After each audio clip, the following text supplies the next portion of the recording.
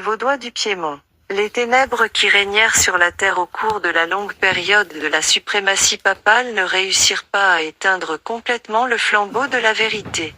Il y eut toujours de vrais croyants attachés à la foi en Jésus-Christ, seul médiateur entre Dieu et les hommes, prenant les saintes écritures pour leur unique règle de vie et sanctifiant le vrai jour de repos. Jamais on ne saura ce que le monde doit à ces hommes.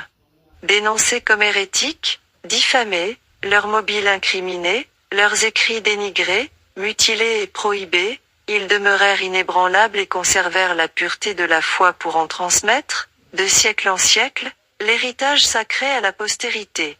Écrite dans les cieux, l'histoire du peuple de Dieu, au cours de cette sombre période, n'occupe que peu de place dans les annales humaines. On ne découvre guère l'existence de ces chrétiens que dans les calomnies de leurs persécuteurs.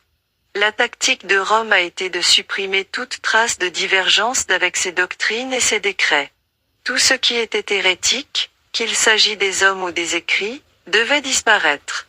L'expression d'un doute touchant l'autorité des dogmes romains coûtait la vie aux riches comme aux pauvres, aux grands comme aux petits. Rome s'est également efforcée d'effacer le souvenir de ses cruautés envers les dissidents. Les conciles ont condamné aux flammes les livres et les documents qui en contenaient le récit. Avant l'invention de l'imprimerie, les livres étant peu nombreux et d'un format volumineux, la curie n'a pas eu beaucoup de peine à exécuter son dessein. Aucune église se trouvant dans les limites de la juridiction de Rome n'a pu jouir longtemps de la liberté de conscience. Aussitôt qu'elle a été en possession du pouvoir, la papauté s'est empressée de supprimer tout ce qui résistait à son autorité, aussi les églises, l'une après l'autre, se soumirent-elles à son sceptre. En Grande-Bretagne, où le christianisme s'était implanté très tôt, la foi des Bretons n'était pas entachée d'apostasie. Sous les empereurs païens, la persécution qui atteignit ces rives lointaines fut le seul don que les premières églises britanniques reçurent de Rome.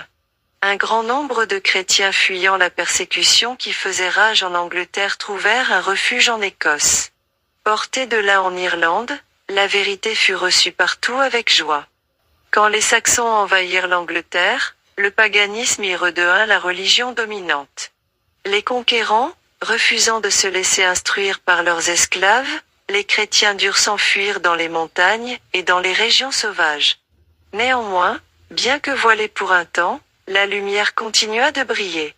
Un siècle plus tard, ses rayons se répandaient de l'Écosse jusqu'aux contrées les plus éloignées. C'est d'Irlande que partirent le pieux